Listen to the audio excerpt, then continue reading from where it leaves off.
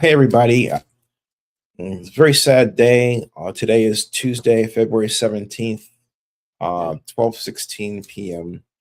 And I'm making this, impromptu live stream because a friend of mine, I can definitely call him that, Reverend Jesse Jackson Jr. died earlier this morning. I don't know the cause of death or anything, but I do know that he was one of the finest people I ever had the pleasure of knowing.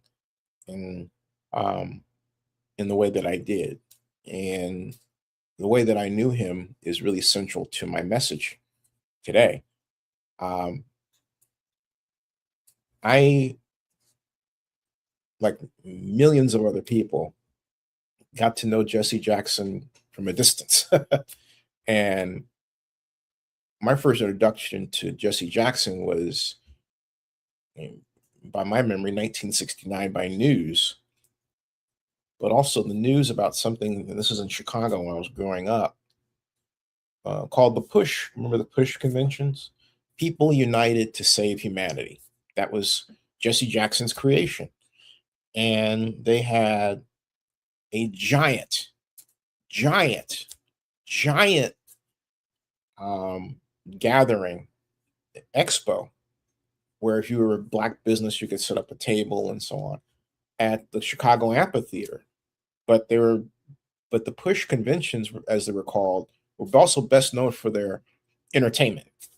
And on this particular on this particular evening, I was a guest. I was a boy of the Campbells because Herbie Campbell was babysitting, and I went with Shonda and Janet, and I believe Sharon, and maybe Michael. I think was there too. Yeah, but we all saw the Jackson Five that was at the Push convention, and that was my first time, uh, and unfortunately the only time I've ever seen Michael Jackson in person.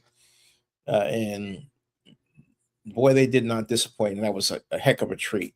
But at the center of it all was Jackson's message of needing to unite people, and I had no idea that later in life I would see him a number of times, and on each and every occasion I would literally run into him.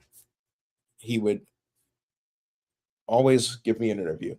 This thumbnail, this photograph that you see behind me, it was taken at O'Hare Airport in the United Airlines C concourse. I believe this is uh, C8, gate C8, I believe, where I literally just ran into Jesse Jackson. He was going by, I was going one way, he was going the other with his assistant. And I said, Reverend Jackson, Zennie Abraham. He goes, hey. And so I went over, and he grabbed me time to interview him, as he's all, it doesn't matter if it's a few minutes or longer. But I have now here, oh, if I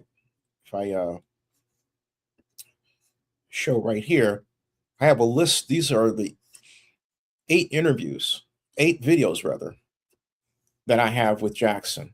Of the 8, um, I would say, just scrolling down right now, uh, 1, 2, 3, 4, 5. 5 of them were interviews, and the one that they all came in the same way. Well, actually, they didn't come exactly the same way. One of them was when he actually went to visit Oakland Tech during Tech Week. But the one that I favor the most happened at the 2008 Democratic National Convention, where I was honored to be selected as one of 128 vloggers, or well, bloggers really, but to cover it. And I happened again to run into Reverend Jackson, and it was crowded. The situation, you would say, why am I up so close to him this way? Like I'm getting his eye. I remember we joke about his eye, right? So why are you getting his eye? And it wasn't intentional, but it was a matter of circumstance. What happened as I go in and get the uh, the interview to show you properly was because it's not showing up as I want it to here. But let me see if I can get it to behave better in terms of, I'll stop the screen there and I'll put up share screen here. There it is. This one. Okay. All right. So, and then I'll put it here. All right. Add to stage. Right. This one. What happened with this, and then I have to change the audio settings so you can hear it better. I have to turn off echo cancellation, otherwise you won't be able to hear it at all. But I'll just play the video and you can hear what happened. I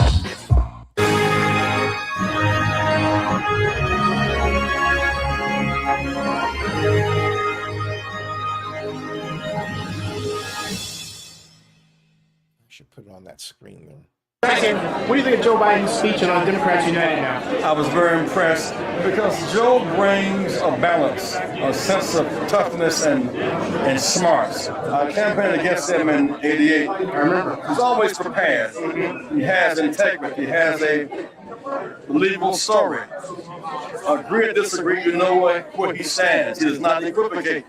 And he brings that strength to the ticket. Also, the substance. He contrasts the weaknesses of John McCain and the strengths of Barack Obama. It makes him a good teammate. I mean, Barack has a plan to get out of Iraq, and McCain has a plan to see him to stay longer.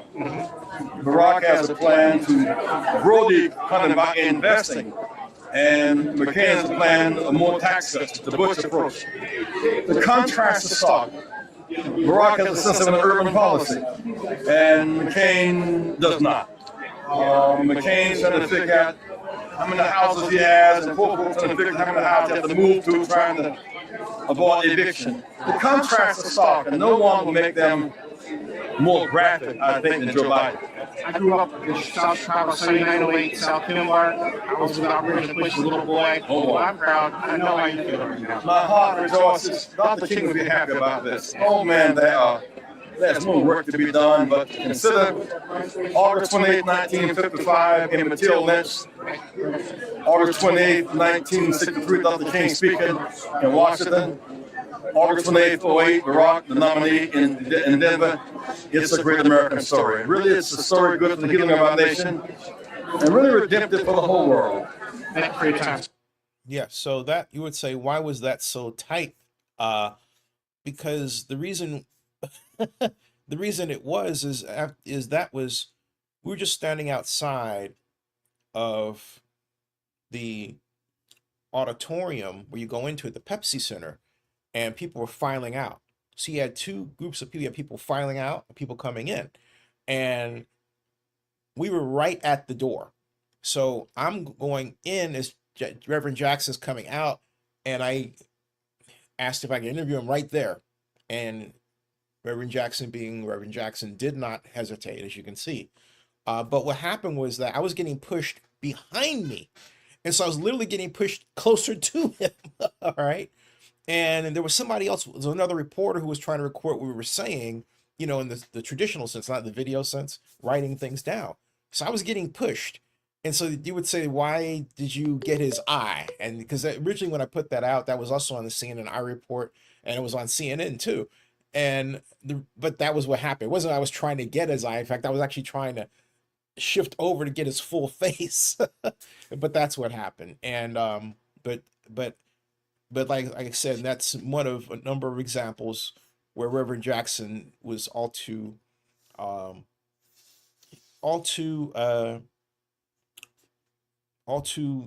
wanting to give his point of view and talk. Another one was as I go through these, I'll have to ignore that because I'm in the middle of a show. So I'm not going to answer that. And so if I can go down here, trying to get there, it is. Yeah, this was the one up here. This was at the 2012. What I'm about to show here is what's at the 2012 Democratic National Convention. Let me freeze that. And I'll properly position it.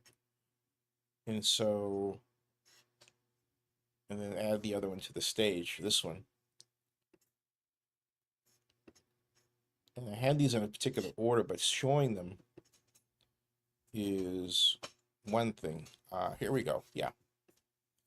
This was Jackson Reflects on the Obama Administration. This was at the 2012 Democratic National Convention in Charlotte, North Carolina. Hold on a second. I've got to shift this over so you can see it, right? Add it to the stage, and let's try that again. All right.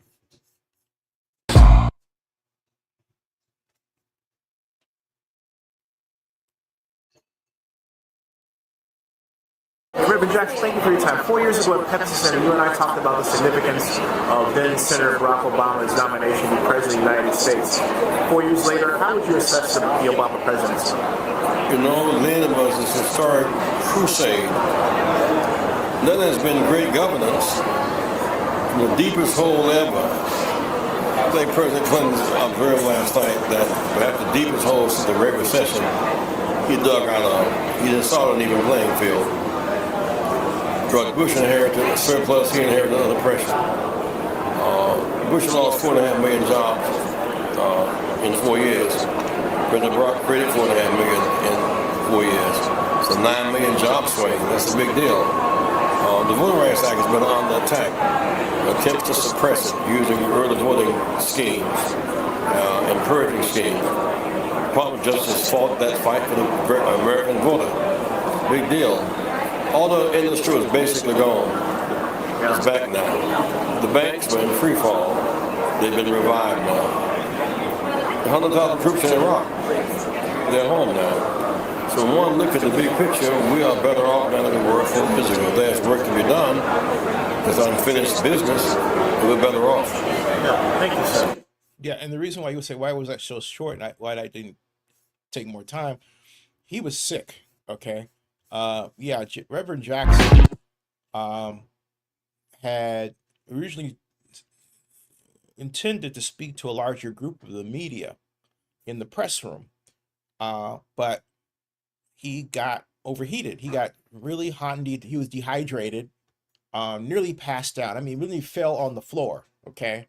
So there were a group of us who went over to help him and revive him, and then his aides sat him down and just said, hey, can you all come back later? The Reverend needs to just collect himself, and we need to get water in his system. So I waited 2 hours for the opportunity to get that one bit of time with him, but it was valuable to me to be able to talk to him because he's meant so much to my personal growth, yours too, even if you're not Black, because of the fact that he was willing to, at a very early age, very early time, try to unite everybody.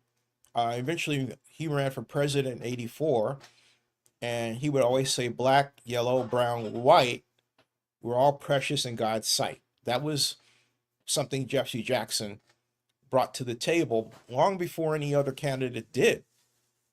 And he brought it to the table before he was a candidate with the Push Convention, and it's been a staple of his after.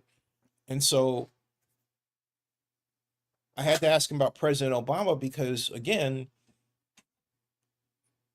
you just saw history pass before your eyes. First, my conversation with him at Pepsi Center was as Barack was beginning to be voted in as the first Black presidential representative for either party in American history. And of course, he was. Then, of course, the 2012 Democratic National Convention represented the second term of President Obama and an assessment of, in a sense, where we are and where President Obama is. And that's what Reverend Jackson was providing. And so for me, it was a chance to get a follow-up to the first interview you saw, right? And that was the opportunity. It didn't matter, yeah, maybe it wasn't super long, but it was super valuable to me to be able just to get that time, and I appreciated it. And Reverend Jackson was sick. I thought, to be candid, that I said, I hope the man doesn't die. He was that exhausted. He was really, really exhausted, but he gathered himself and he followed through with his promise, and that's about the greatest thing you could say about anybody. Okay. But these weren't the only two opportunities I had to speak with Reverend Jackson. The other one was really when he came to Oakland Tech and he, and I'll get that right here. He stopped to visit Oakland Tech and hear from Oakland Tech students. Excuse me. And you'll see that right here. And I was honored to be part of that as well. Thank you very much to Oakland Tech and John Saki and the crew over there. And so here is, excuse me, I have to get that and then make sure it's put in here. And then remove this one and then get the new video and add that to the stage. Share screen. Yeah, here it is. All right. And again, this is echo cancellation so you can hear the video better or less so me. So here it is. This is Reverend Jackson. We add it to the stage here and start that video.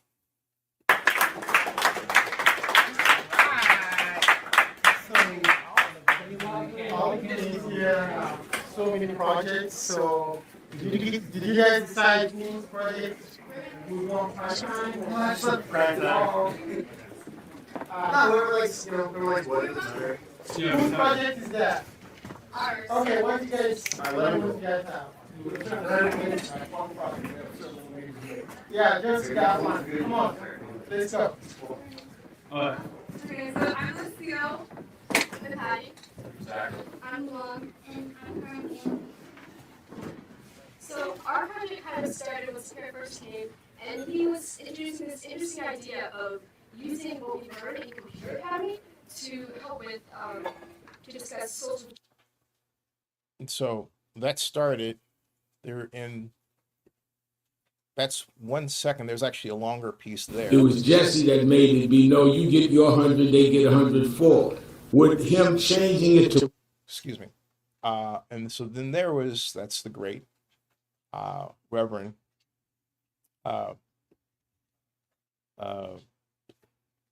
talking about President Obama, Jessie Jackson, sorry, folks. Now, let me go back to this layout and then get the next one. That was at Oakland Tech.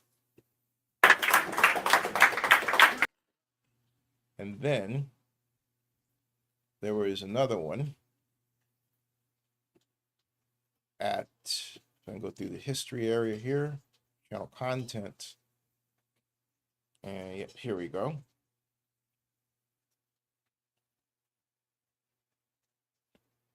And then he was at Oakland Tech again, and he was leading cheers and chants for the Golden State Warriors.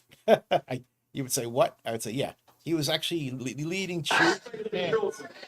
He was leading cheers and chants for the Golden State Warriors and Save the Children. And here is that. This is also at Oakland Tech. And here we go. Right here. The children. Keep hope. Alive. Keep hope. Alive. Keep hope. Alive. Oakland, Golden State Warriors.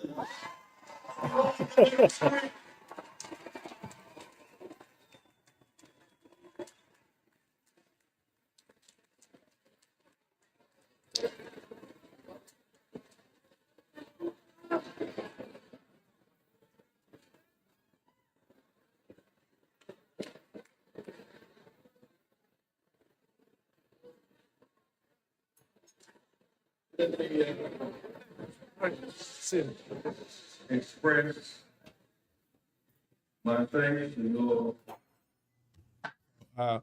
So that was another moment that I didn't get a chance to interview him there, and frankly didn't try to. It was just too much of a blank show, to be honest, with media crawling all over themselves to talk with him. And so I wanted to get something that I felt was unusual, because everyone was getting the same story. And then he started with a Warriors chant. I said, I got to get this. So I washed in and got that. And so the other one is in this series was a kind of a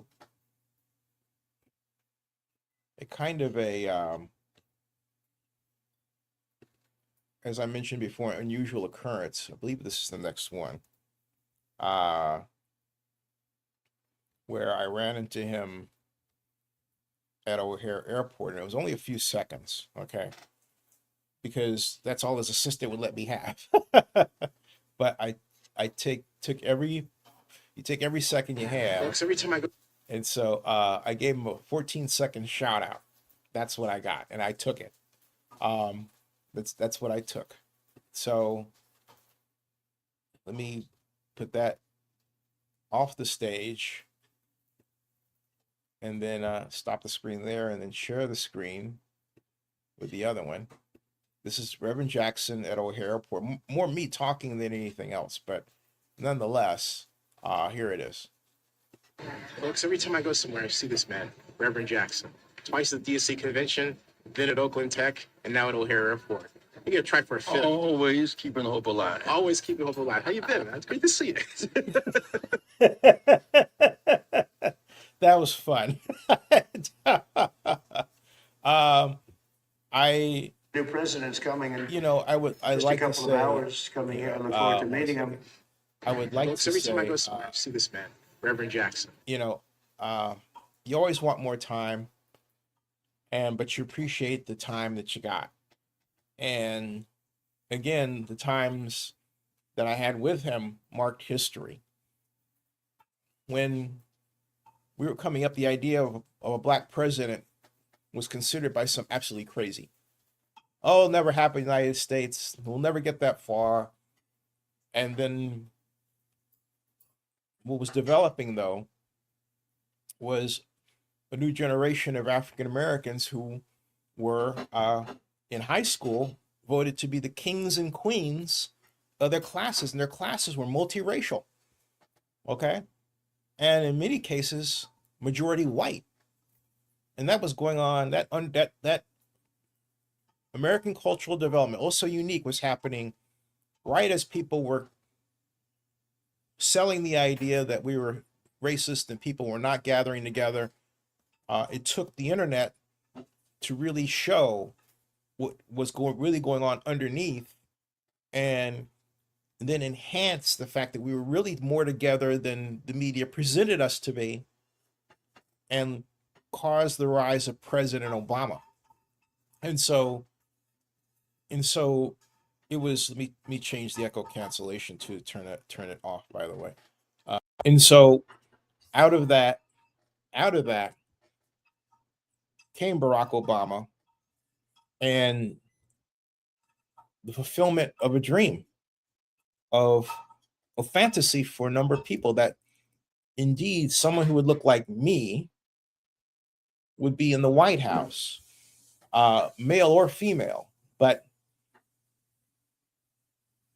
what we all learn is, I think President well, I was going to say President Jackson, was he didn't run, but what Jesse Jackson showed us is that indeed, if you follow the path that, brown, yellow, black, or white, we're all precious in God's sight, and you run a campaign that brings people together, you'll win.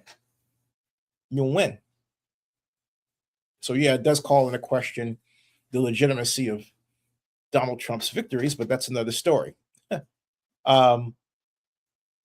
America, by its nature, by its structure, by its constitution, is designed to be diverse. It's designed to represent different voices. And if you think about it, it's also an intelligence test, because diversity is simply many different kinds of, in this case, people expressing themselves. If you can't handle that mentally, then hey, maybe you need to figure out your ability to learn things. All right? Because if you can absorb complex ideas and still function, then you will love American culture. Complex ideas are having someone over here who's Jewish, over there who's Latino, over here who's Asian, over there who's Black. And then it gets more complicated when you realize that you start talking about Latino groups. Well, you're actually talking about Latino Black, Latino White, Latino Asian, right?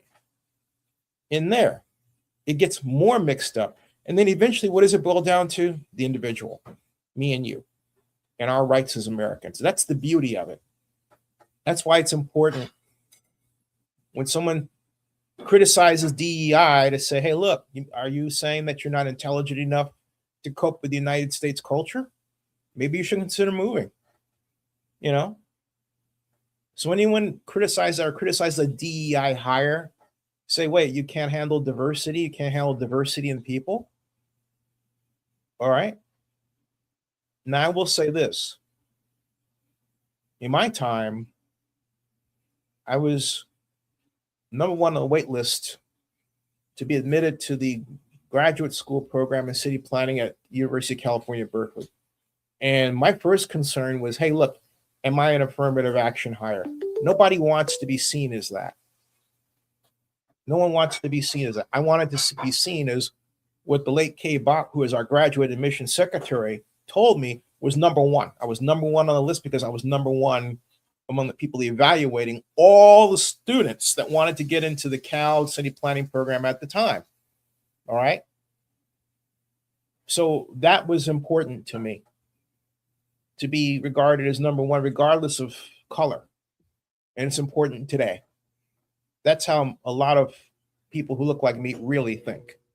Sure, you want the opportunity, and sure, affirmative action provides you the opportunity, but the bottom line is we are all, there's no such thing as a colorblind society.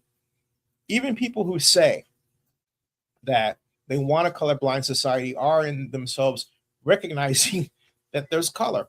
And then if you look at their friendship base, and if it's all one type of person, like all it's one type, white or Black or anything else, guess what? Then they are used to a certain type of person. Folks, I have to say this to you. That's okay. All right. It's okay to recognize that and then say, all right, I understand that I'm more comfortable with folks who are like this, but it doesn't mean that I can't see like-minded points of view within people who I don't think look like me. Because you'll find more often than not that the people who you don't think are like you are actually most like you. You'll think that situations that are one thing are really not. I'll give you an example. There was a song that was always played, this music that was always played at one of my favorite places to go to back in the Bay Area, back I call it my young home because that was where I grew up. The Bay Area after Chicago. Moved from Chicago when I was 14.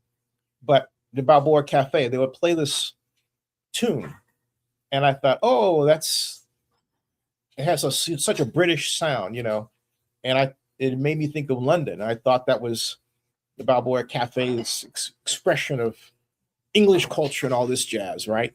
Although the Balboa Cafe had nothing to do with that. And then I learned something. The song that I thought was British was actually from Austin Powers. It was the soul bossa nova, and you know who created it? Quincy Jones. Quincy Jones, all right? So a lot of what we think is from, say, one culture is really from another. And that's the beauty of America. It is so complex that nothing ever is as it seems to be. Nothing. And so you have to learn it all to discover how wonderful it is. And Jesse Jackson was preaching that idea a long time ago, and paved the way for Barack Obama and the maturing of America in terms of its racial sensibilities. So glad I was able to share that with you. And rest in peace, Reverend Jackson. We all remember you, love you very much. My mom remembers way back from the south side of Chicago. It's who I was talking to him about in the video, at the Pepsi Center when I said we lived at 7908B South Kimbark. And Justin says, oh, yeah, going way back. He remembers the Queen. Mom, you remember the Queen of the Sea restaurant? The Queen of the Sea restaurant down there on Stony Island. And there was a Polynesian hut further down on the way to Midwell Airport. That was all the heart of the gastronomic heart of South Chicago at the time. And then there was the what was that other place that had the